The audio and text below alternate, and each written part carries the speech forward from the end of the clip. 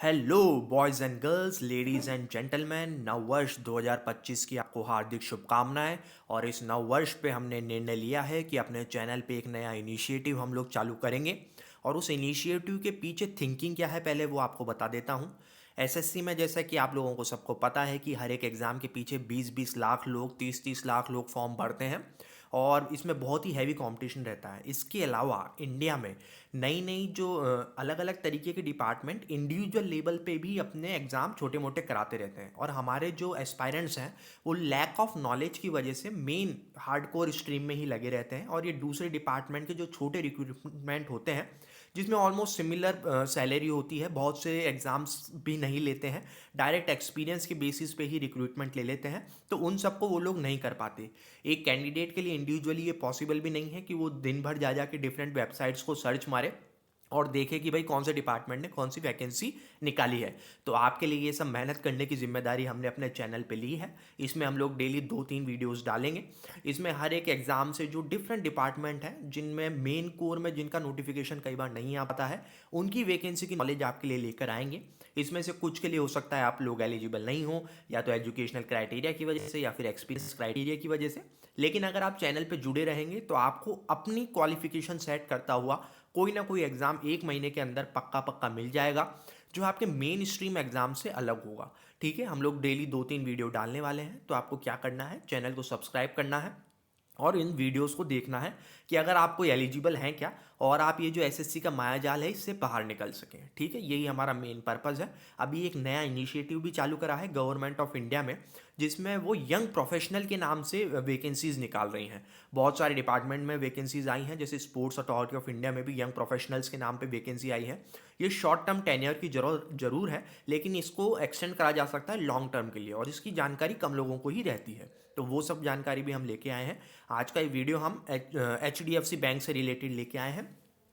जो हमारे IBPS की तैयारी कर रहे हैं भैया लोग, ये उनको कई बार प्राइवेट बैंक के बारे में जानकारी नहीं होती है, तो प्राइवेट बैंक भी जो है HDFC अपना एक रिक्रूटमेंट ड्राइव लेकर आया है। क्या इसमें एज लिमिट होने वाली है, क्या इसकी क्वालिफिकेशन होने वाली है, वो सब हम इस वीडियो में ज़रूर डिस्कस करेंगे और आगे भी इसी तरीके की वीडियोज़ लेके आएंगे। तो आप वीडियो को लाइक कर दें, चैनल को सब्सक्राइब कर दें।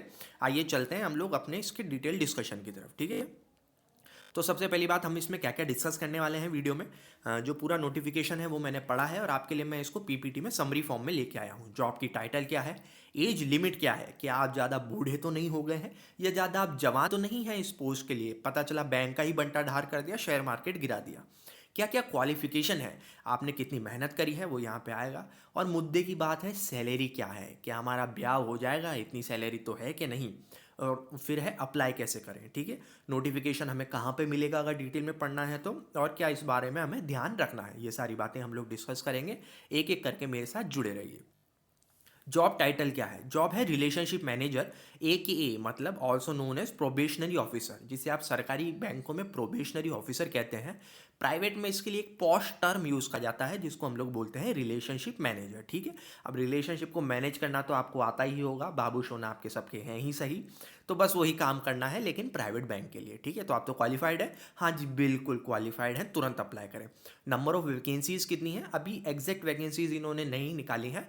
टेंटेटिव डेट इसकी जो है वो मैं आपको बता देता हूँ, तब तक ये उसमें आ जाएंगी वैकेंसीज। ठीक है, एज लिमिट क्या है, बाबू सोना relationship manager, minimum age limit है 21 ईयर और मैक्सिमम एज लिमिट है 35 ईयर्स। ठीक है, अगर आप 21 से 35 साल के होनहार नौजवान युवा हैं तो आप इसके लिए क्वालिफाई कर देते हैं। ठीक है, एज कहाँ से गिनी जाएगी, 1/1/2024 को अगर आप 35 साल से कम उम्र के हैं तो वहाँ से वो एज गिनी जाएगी। ठीक है, और क्योंकि ये प्राइवेट बैंक है तो इसमें कोई भी एज रिलैक्सेशन का इन्होंने नोटिफिकेशन में नहीं दिया है।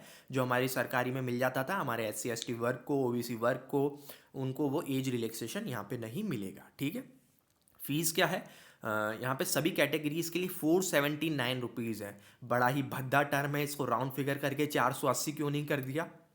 बैंकों को इन्हीं चीज़ों में मज़ा आता है, एक एक रुपये का हिसाब रखने में। अगर आप सेलेक्ट हो जाएंगे तो भी आपको भी एक एक रुपये का हिसाब रखना पड़ेगा। 16 रुपये SMS चार्जेस कट जाते हैं, 32 रुपये किसी और चीज़ का कट जाता है, तो वहाँ पे भी राउंड फिगर ये लोग नहीं करते हैं। ठीक है, no relaxation for any categories, आप भले ही कोई भी विकलांग हो, SC ST हो, कुछ भी हो, उससे कोई फ़र्क नहीं पड़ता। 479 रुपीज़ अगर आपकी जेब में है तो ही HDFC बैंक की तरफ कदम बढ़ाएं।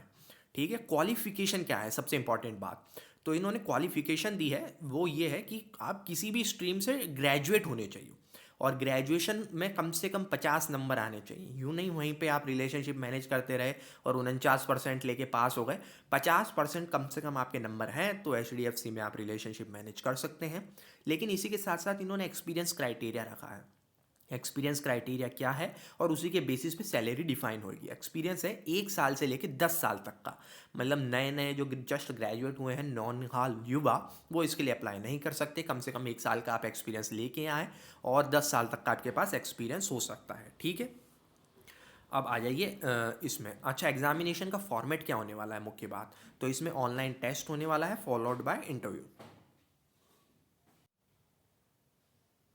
अच्छा तो ये तो मतलब पूरी हमारा ज़मीन घिसा देंगे, जी हाँ, लेकिन बहुत ही कम लोगों को अभी इस बारे में पता है। बहुत से लोग जो होते हैं वो प्राइवेट बैंक्स के बारे में उनको उतनी जानकारी नहीं होती है, तो उतना जितना कंपटीशन हमारे जो IBPS PO वाले में रहता था उतना कंपटीशन इसमें नहीं होने वाला है। थोड़ा सैलरी का भी फ़र्क है, वो भी कारण है कंपटीशन कम होने का। तो प्रोबेशन इसमें होगा क्या, जी बिल्कुल 6 महीने का प्रोबेशन पीरियड रहेगा। इसमें आप बैंक को जांचें, बैंक वाले आपको जांचेंगे योग्य व्यक्ति है भी या केवल हवा में ही तीर मारता है। फिर हो गई बात सैलरी की, मुद्दे की बात यह है भाई ब्याह हो जाएगा या नहीं होगा, तो मेन बात यह है कि इसमें सैलरी डिपेंड करती है कि आपकी एक्सपीरियंस कितना है। अगर आप 1 साल का एक्सपीरियंस लेके आए हैं तो आपको 3 लाख रुपए सैलरी मिलेगी और अगर आप अच्छे एक्सपीरियंस वाले हैं तो आपको 12 लाख रुपए सैलरी मिलेगी। और ज़्यादा लालची ना हो, ये 3 लाख रुपए महीना नहीं है, 3 लाख रुपए साल के हैं, यानी 25,000 रुपये महीना। ठीक है। और उधर 12 लाख मतलब 1 लाख रुपए महीना। ठीक है। बहुत ज़्यादा सैलरी शायद ना हो, लेकिन आप लोगों को और किसी एग्ज़ाम की तैयारी करनी है साथ में और एक बार एक नौकरी आ जाती है तो फाइनेंशियल सिक्योरिटी आ जाती है, तो उस हिसाब से ये सैलरी अच्छी है। ठीक है।